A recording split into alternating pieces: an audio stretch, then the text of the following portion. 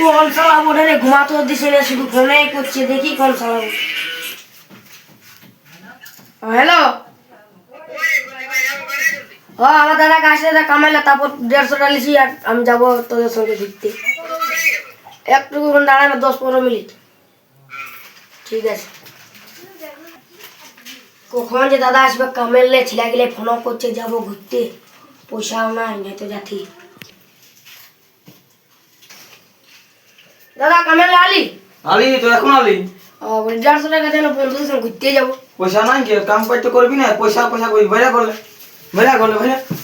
ভেড়া করলে কাম পাইস না, আর পয়সা পয়সা আছে তোদের। কাম টাম না, তার জন্য ঘরের লেবার করে দিই।